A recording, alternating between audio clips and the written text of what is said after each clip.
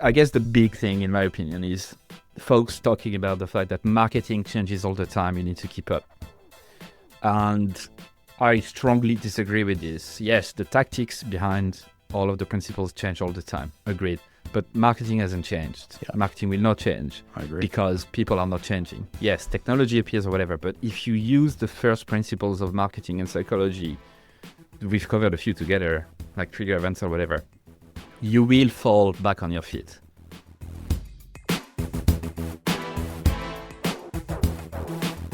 Welcome to the Lean Marketing Podcast. I'm your host, Allan Dib, and today we have our very first guest that we ever had on episode 1. It's Louis Grenier, and it's such a pleasure to have him back because he's not only back because he's a cool dude, he's back because he's gone from being a rich and famous podcaster to now he's become a rich and famous author for the first time. So welcome to the club, Louis. Bonjour. Good to be back. So I was neither rich or famous. So yeah, that's two things you got wrong. But I am a cool dude, so. Well, all right. So your book, To Stand the Fuck Out, landed on my desk and, I started reading it and, I've made lots of notes and we're obviously going to talk about it a lot today. But, first of all, like I said, congratulations on becoming an author. But what possessed you to write a book and what possessed you to write this book specifically? Well, people like you. I realized that over the years, the people I look up to, almost like maybe 99% of them had written a book. And so I discovered them through that medium. So the reason why I discovered you and I interviewed you on my podcast a couple of times was because of the one-page marketing plan. And it's the same for most of my guests, the same for most of my friends in the industry, which you are one of.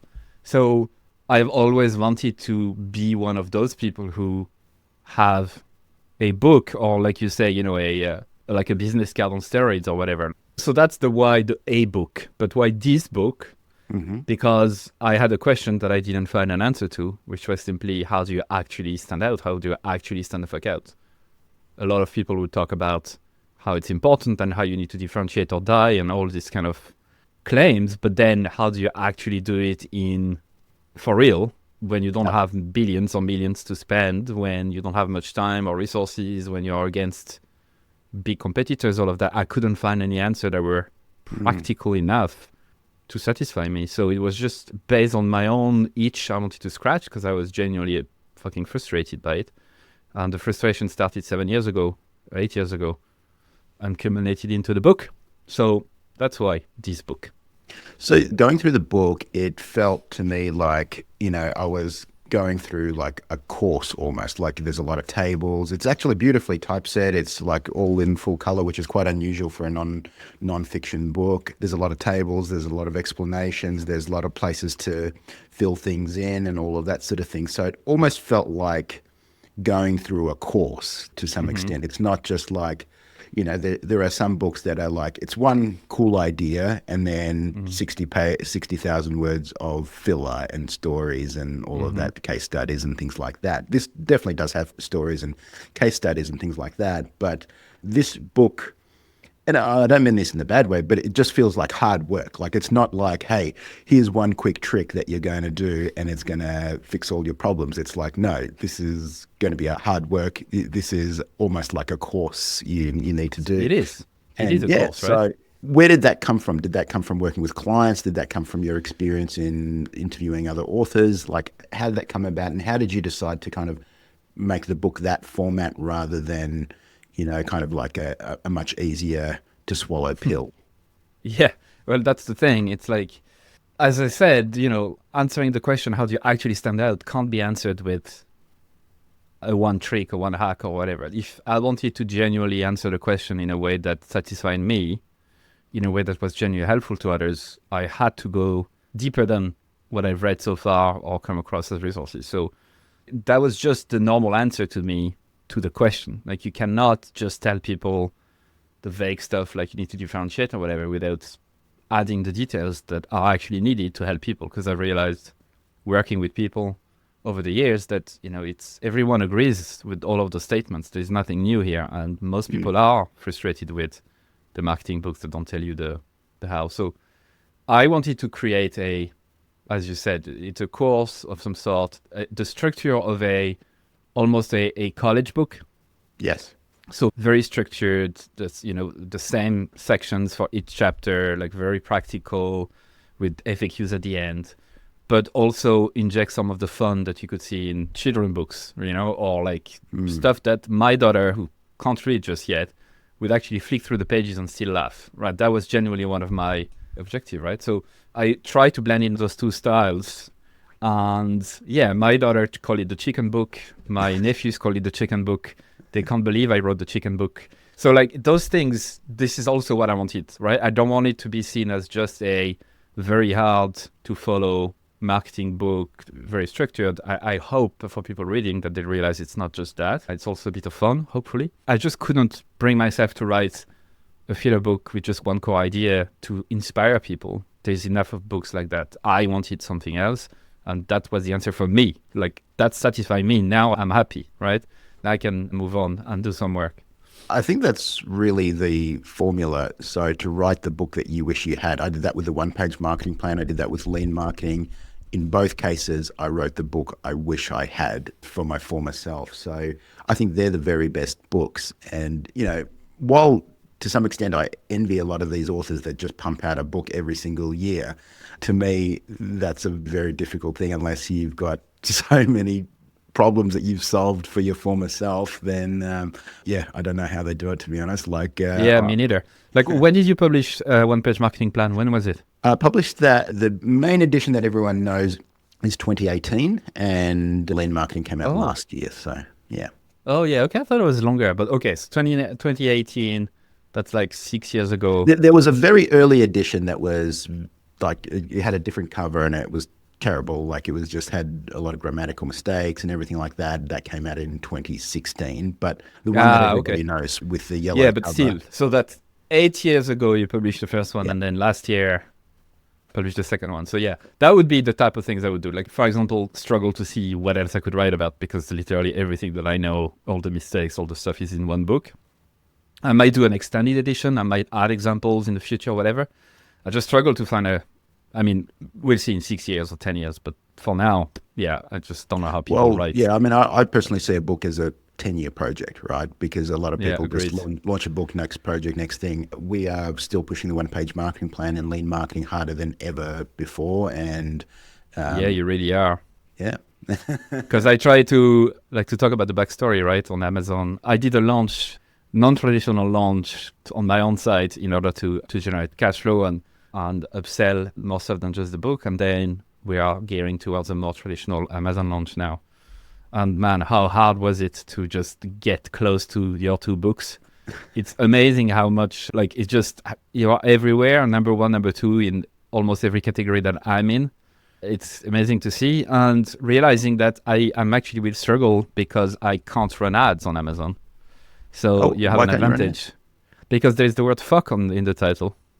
Oh, okay. All right. So, Louis, I want to read a few little passages and then get you to comment. But first, the book is kind of broken up into 4 major stages, right? So you break it up into stage 1, insight foraging, or I guess another way of putting it is maybe really uncovering a lot of research, deep insight into your target market, your client. Stage 2, you talk about unique positioning.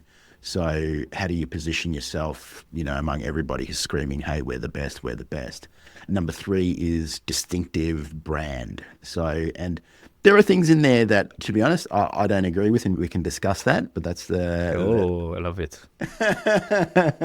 And then there's continuous reach, which I definitely do agree with. So let's talk about that a little bit. And I've got a few bits that I've highlighted here as well, and we'll go through those. But let's talk insight foraging. So how is that different to market research, or just coming up with an avatar from the top of your head and defining a target market or a segment or something like that? It's not really that different. It's the same concept of empathy and understanding customers and whatnot. So it's just a way to frame it that makes sense to me. Insight foraging is really gathering the right data from the right people and using that to fuel everything else. So the unique positioning, the brand, the continuous reach.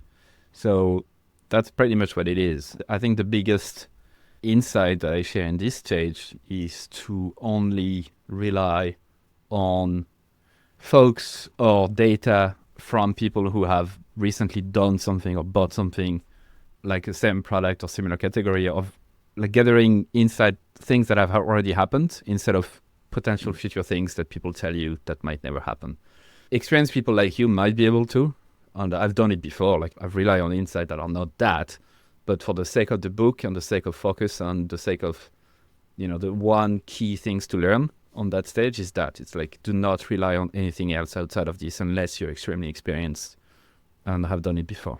What are the best either tools or methods or frameworks or things that you found for uncovering deep insights? Because often when you talk to someone about market research or trying to understand their target market, they might do some Google searches and things like that. And I guess it falls into two categories. So if you've been in your target market, that makes it a lot easier because you've been there, you've solved that problem for yourself. So for example, I've been a business owner who didn't know how to get clients, who was struggling to get leads, who was frustrated, who was scared about how am I going to make payroll, all of those sorts of things. So I can talk to that at a very deep emotional level because I've been there before.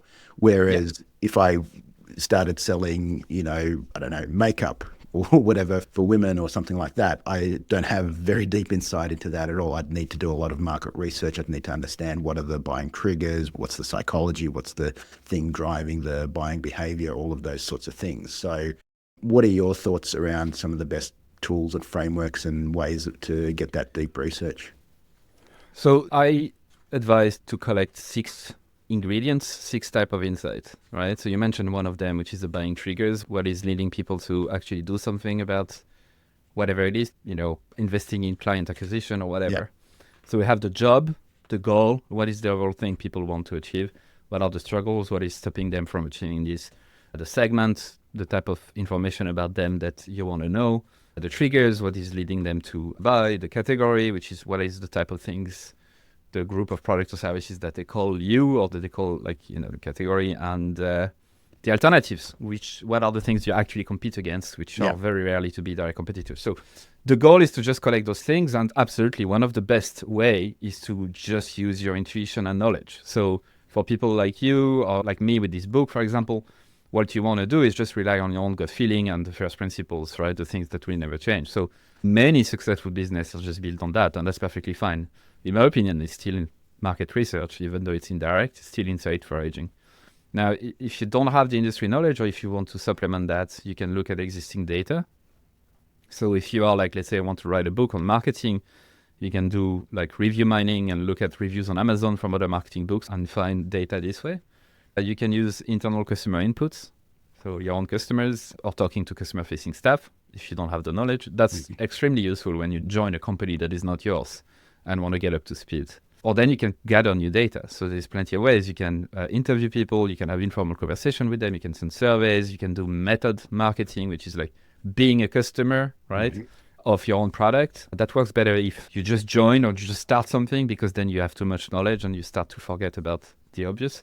So yeah, those 3 key methods: looking at existing data, gathering new data, or relying on knowledge and intuition. And most times you can use a combination of the 3.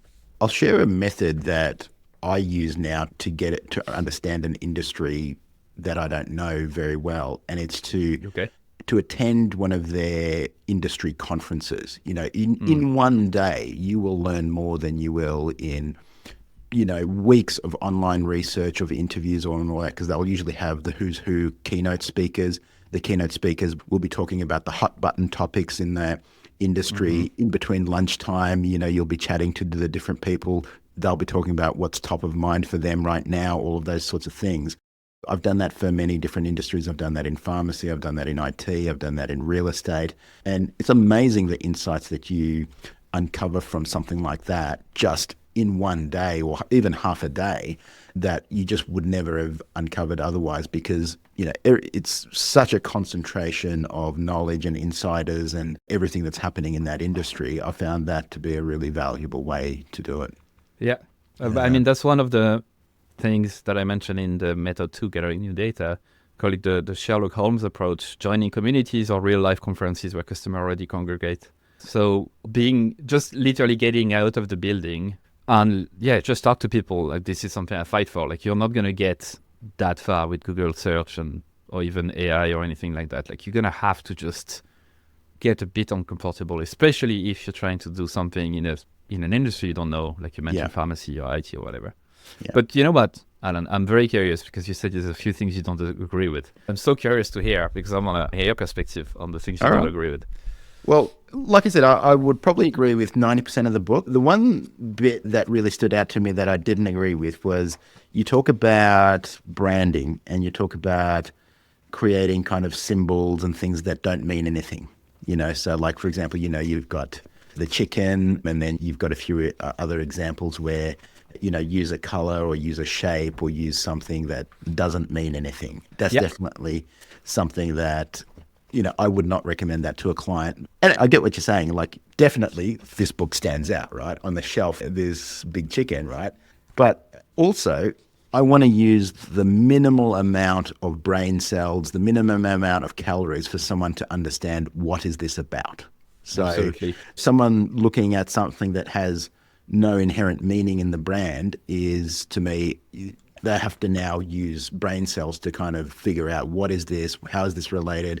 And I kept thinking to myself, I got the chicken stickers. I love it. I actually love the chicken. Looks amazing, whatever. But again, I'm not sure what the chicken's got to do with it. So you remember it? I didn't agree with. Okay, so I'm glad you're talking about this. So there's nuances here. It's never black or white, right? Sure. I don't say to go completely bonkers on any type of assets for the brand. So like audio, visual, like logo, letters, words, whatever. I don't say that at all. I say to just pick one of those and try to seek meaningless brand assets that the likelihood that other competitors, direct competitors would use would be like slim to none. So what is the likelihood that someone else will use a chicken with a purple beret for everything they do in the marketing world, right? 0 to none. But I do use the codes and the category conventions of a normal book in the marketing space, the type of titles, the content, and everything else. So the shape of the book is the same, right? So I don't go bonkers in every single dimension. So that's what I mentioned here. In the book, I give this example of the Danbury Trashers, which used to be a ice hockey team, where it was owned by a mafia guy, and he owned bean companies across the Midwest. And their logo is a trash can, mean-looking trash can holding a hockey stick. And it is meaningless.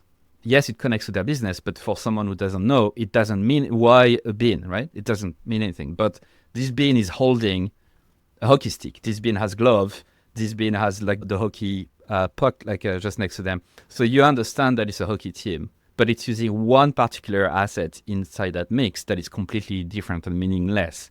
So, I mean, I hope that gives the nuances that is needed to understand that I don't say to go fully bonkers for everything. You need to really be smart about it. Like another example is Demo Diva, which is like a demolition company based in New Orleans that was created after Hurricane Katrina. And same thing, like the owner has a demolition company. There's demo in the words, in the brand. The only bonker thing that she does really is the fact that instead of using yellow for her machinery, she's using pink everything. That's it. The rest, it's the same as any other demolition company, right? She still ranks for demolition company. She talks about the same thing others do, but there's the meaningless bonker thing that she adds to this that creates this highly distinctive thing. And just one thing, I'll finish on this. Sure. This is not my opinion, right? Which I think is important. This book is not my opinion on things. I try to back up pretty much everything I say. And this is backed by neurological research and how people remember things.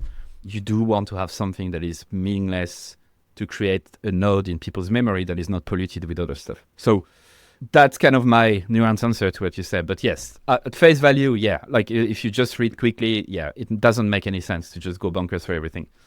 I think there's definitely a line between being distinctive, like, for example, using the pink color or using some different color than what's used in your industry versus someone using brain cells trying to figure out what is Absolutely. This. That's a big mistake. Yeah. Yes. So to me, always choose clarity over cleverness. And often in creative, whether you're designing a layout, whether you're designing a logo, whether you're designing whatever, always choose clarity over especially when it comes to writing as well. So a lot of times people will be trying to do some funny play on words or whatever, that sort of thing. But I always recommend go for clarity over cleverness, because your thing, whether it's your book, whether it's a product, whether it's a course, whether it's your ad, whatever it is, I always think of it in the context of 1,000 other things that the person has got going on, right? So they're scrolling up and down Instagram, or they've got 300 emails in their email inbox, and I want mine to instantly tell them why they should open my email versus somebody else's email or whatever. So that's basically the angle I take that from. Yeah, we agree completely.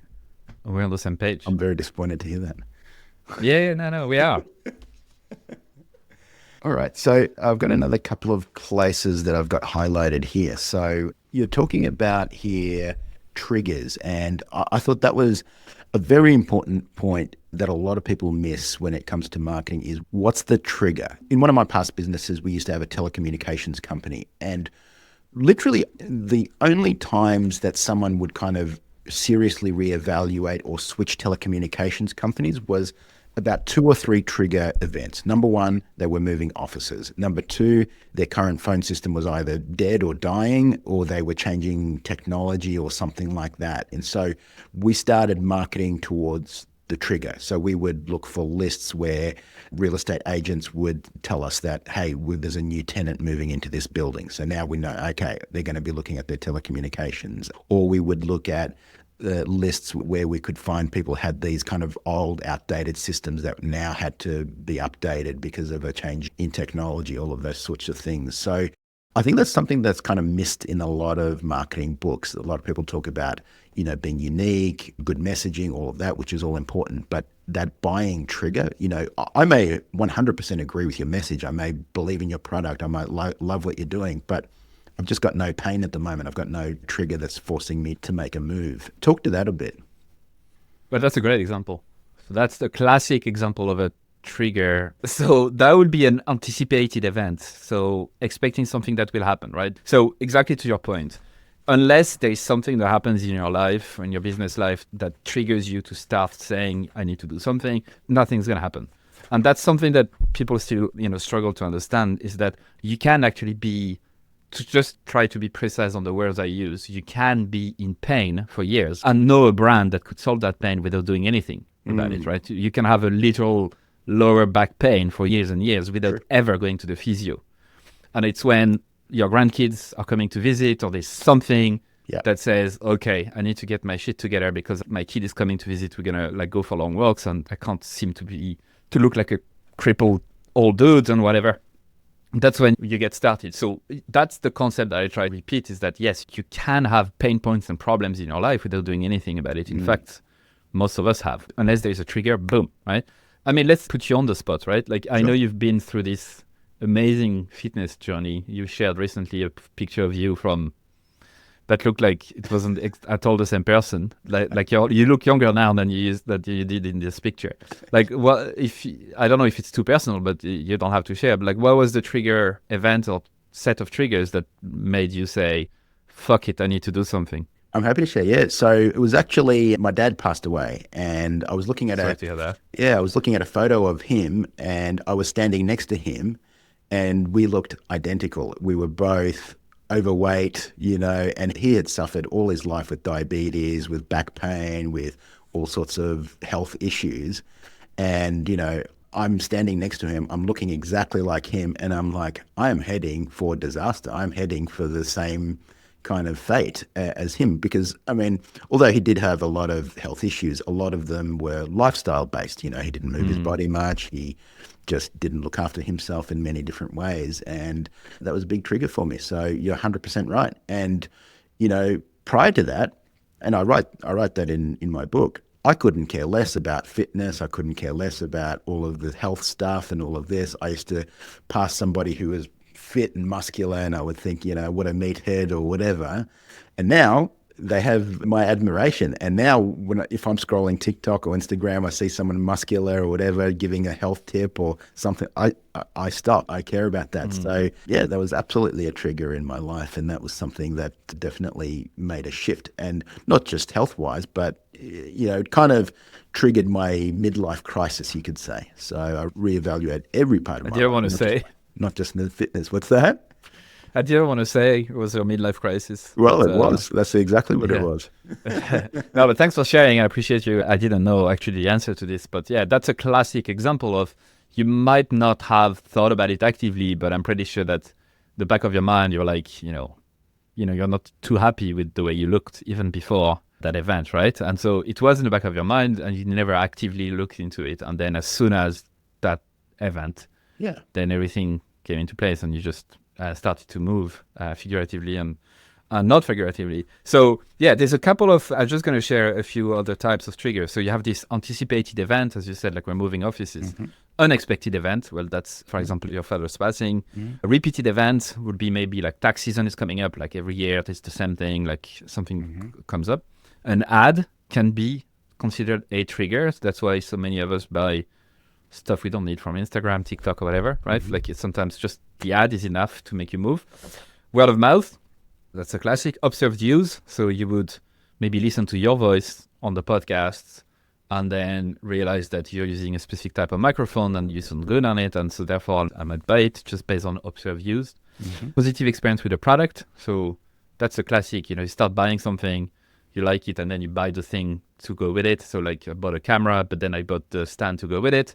Or negative experience with the product. So quite, you bought maybe a camera you're not happy with, you buy a new one, and then you buy the stand or whatever. So those are the type of triggers you can think about. But yes, it really unlocks so much, because to go back to your first example of moving offices, what you've done is exactly what I try to explain when picking the right marketing channel, is that once you know the triggers that happened prior to them needing you, you can really be at the right place at the right time, right? And so you reaching out to folks who just moved to a new office, that's like textbook taking advantage of knowing their triggers without sounding sleazy or whatever. You just read their mind. They're like, shit, yeah, we do actually need to look into our telecommunication stuff. So it actually feels a bit like magic once you really get to the detail of the triggers. Yeah, it's not as overwhelming, in my opinion, to think about ideas, campaigns, and stuff like that. Yeah, so the trick of it really requires you to think upstream. It requires you to think 2 or 3 steps ahead, like a chess master to some extent. It's like, yes, point B is them buying your product, but then people think of point A and point B. Point A, they're not buying our product. Point B, they're buying our product. But there's really point A, B, C, D, E, F, G, and then point Z, or somewhere along that axis, is them buying your product. So what is 1, 2, 3, 4 steps before? So again, if you're a wedding photographer, if the bride has chosen her venue, well, now we've got a hot prospect, right? If she's got a wedding date, right? So we're trying to now kind of reverse engineer what are the 2, 3, 4, 5 steps ahead that are upstream that are really going to be some of those triggers and going to be a high probability prospect. So that's a lot of what I think about, is how can we think upstream a little bit? Yeah, that's a great way to think about it. So just to give a couple more of real example, I actually didn't work with them. I interviewed them to get to know their business and whatever. They're based in down under. East Forge, cold brew tea, cold brew tea in cans. So it's like a mix of 2 categories. And I just mined their customer reviews, and I found one of the core trigger that was mentioned all the time was, it's the end of the day and I'm thinking about treating myself, right? Nice. So this one is like almost every day, but you can think of end of week is more potent. So in the evening, any day of the week, when they're on the way back from work, or after arriving at work, in the car, they're thinking they're going back from work, they're in the car. So like just by saying those things, I can think straight away about, okay, well, that means radio ads, potentially.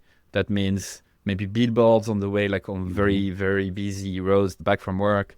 Or that could just be messages on social media that are like maybe optimized to show up only in a specific time of day to push that, like, treat yourself today or something like that. So it sounds simple, but that's what it's meant to be, right? You don't want to over-engineer and be too clever, as you described earlier, right? Like, this is as clear as day. And sometimes it's staring you in the face, those triggers and those campaigns that you could do on the top. And you're 100% right. They're perfect places to mine. The 2 places I tell people, in fact, 3 places I tell people to kind of look, is their reviews, their sales calls, and their customer support help desk. And I ask people never to kind of interpret what clients or customers are saying, but get the verbatim words. So what are the exact words, the way that they are saying? Because often we will reinterpret it in our own words, and it's different to how somebody else might say it or phrase it or 100%. whatever. So use the exact verbatim words that they use in reviews, in customer support,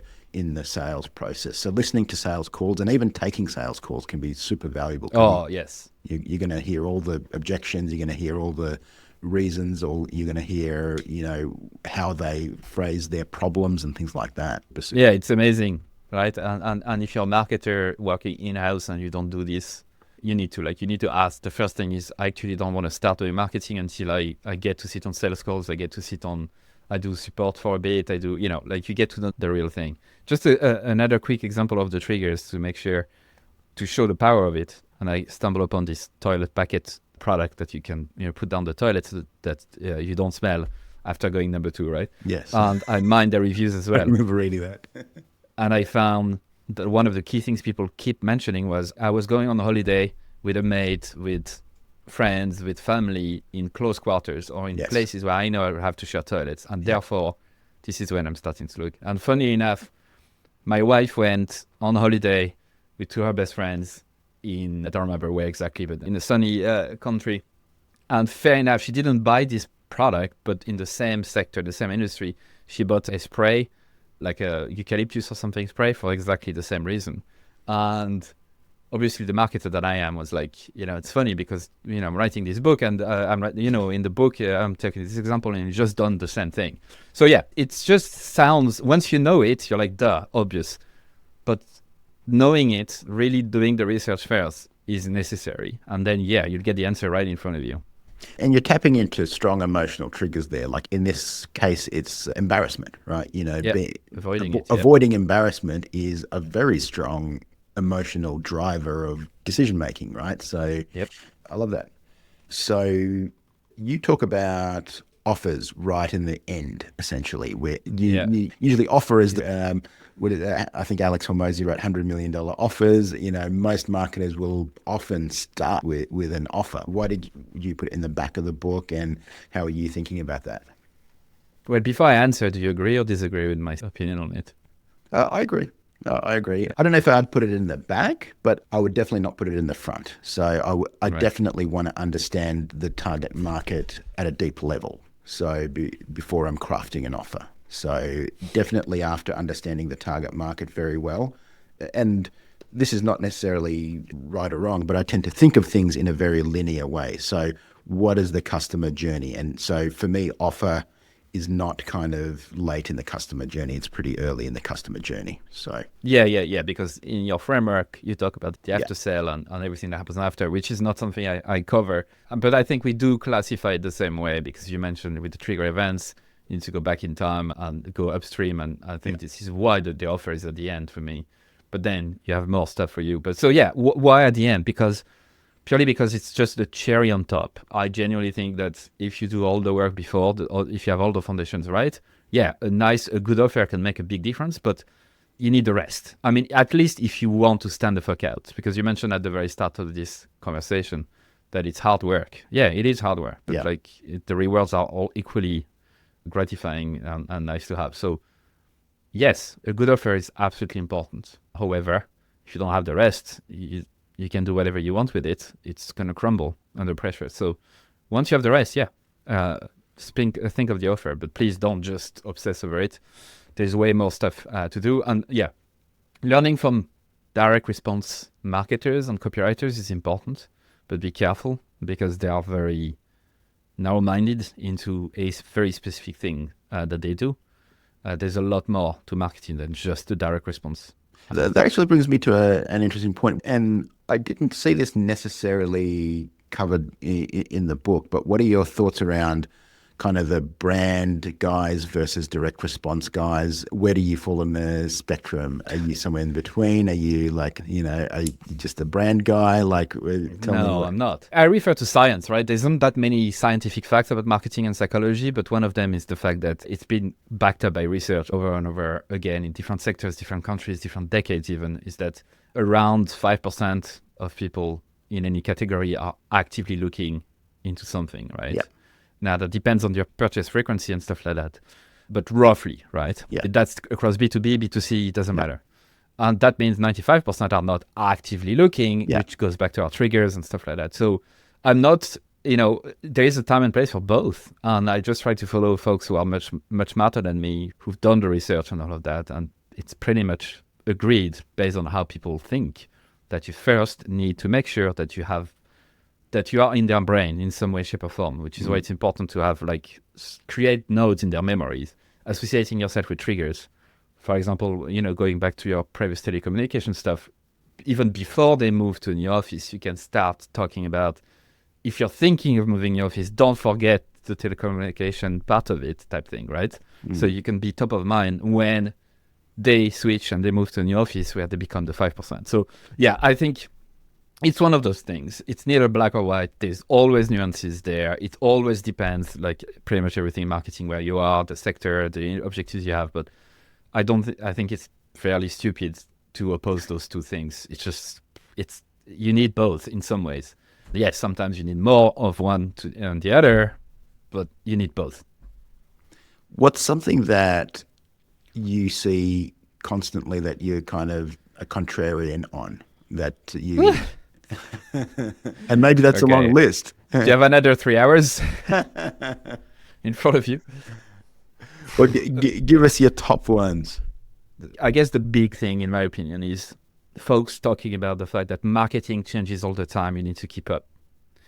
And I strongly disagree with this. Yes, the tactics behind all of the principles change all the time. Agreed. But marketing hasn't changed. Yeah. Marketing will not change. I agree. Because people are not changing. Yes, technology appears or whatever, but if you use the first principles of marketing and psychology, we've covered a few together, like trigger events or whatever, you will fall back on your feet. You will. Whatever happens, whatever new channels come up, you will fall back on your feet. You will figure shit out because you have the right foundations to do marketing. So be careful with those type of, the people saying this, because they are there to make you believe, to make you feel bad about yourself, to make you think you're missing out.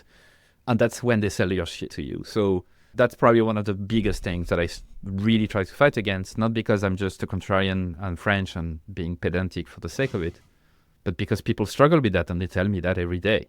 Like mental health in marketing world is really poor because people are just overwhelmed. Yeah. And so you will figure shit out once you learn the basics. You're one funnel away. You're one funnel away. Yeah, from the life of your dream, 10K a month, easy. Just do it. Just do it. Just do it. Just that easy. It's those templates. One last bit. I know you went through quite a journey to write the book. So when did you start, and when did you? I mean, obviously it's launching now, or launched, but never stopped launching. But never stopped. Yeah, 3 years it took me. 3 years.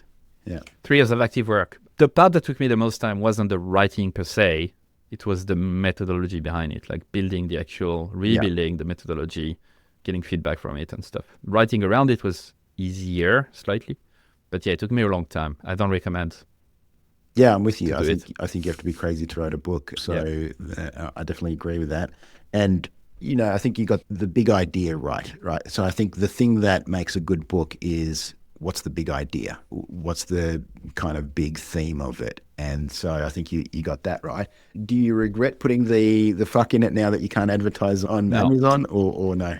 You don't care? No, I'll find another way to advertise. I'll probably going to play with some newsletter advertising and do it on a recurring basis and point them to Amazon. I just need to figure out ways to measure how much I can, see what's the return. And can't you just leave the fuck off the ad? Can't you just say stand out on the ad? Because the title is there. Oh, right. Everywhere, right? Like it's... And so, there's tons of books with swear words on the front, like Meryl... But they don't do ads? Okay, well, okay. I didn't know that. Yeah, no, it's part of profanity, even when it's masked, is not allowed. Really? And so, you can't... It's not like you can do Facebook ads where you can actually comply to them with you point to a page that doesn't have the title, like the word fuck in it or anything. For Amazon ads, you can't get away with it. So it's fine. Look, I'll figure out a different way. But it's funny, like people use those terms back to me to signify kind of the philosophy behind it of like taking risk while still understanding customers and doing things the right way. And they do say it back to me a lot. Like Stand the Fuck Out is now becoming the name of my company. Nice. It's taking over. And so, yeah, I wouldn't change that at all just because Bezos fucking multi-billion-dollar companies doesn't want me there. I'll find a way. Well, there you go. I learned something about book marketing today. I did not know that profanity wasn't allowed in Amazon ads. So now I know. Okay. There you go. C'est la vie. And are you recording the audio book as well? Yeah, I'm going to do that in the next few weeks. Because this looks like it would be a very challenging audiobook to narrate with all the tables and all of that sort of thing. One of the things, while I was writing my book, I was thinking about how the audio will flow, and I made sure that I didn't use diagrams that were critical to the text. Well, I think you've learned that I don't like to make my life too easy. A bit of a challenge. I can't wait to actually describe the diagrams, the stuff I drew myself, actually. The figure or whatever is showing myself with half a robot face. I look like a cyborg. Yeah. And I'm pushing a shopping trolley. Love it. Oh, moving on. Yeah, I know it's not going to be easy, but I'll find a way. You will. I have no doubt.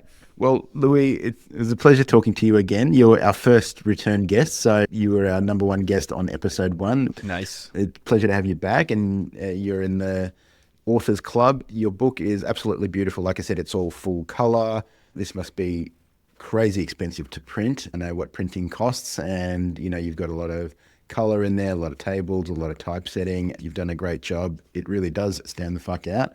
Great book. It will help you stand the fuck out. I highly recommend it, and we'll be spreading the word about it. Thank you so much, man. Yeah, my pleasure. Any final words you want to give to the audience or anyone listening? Yeah, my final words. Thank you for everything you've done. Like years and years ago, I would have only dreamt of this happening, where you, someone I've looked up to for years, with best-selling author, on Amazon for like the marketing category or whatever, would say that about my own book. So thank you. Very humbled by that. Thank you so much for all the nice stuff you said. And yeah, people can find me. They have to just Google Stand the Fuck Out. They'll find it. Perfect. Well, so the book is on Amazon. It'll soon be on Audible. And yeah, stand the fuck out. Thank you, Louis. Merci.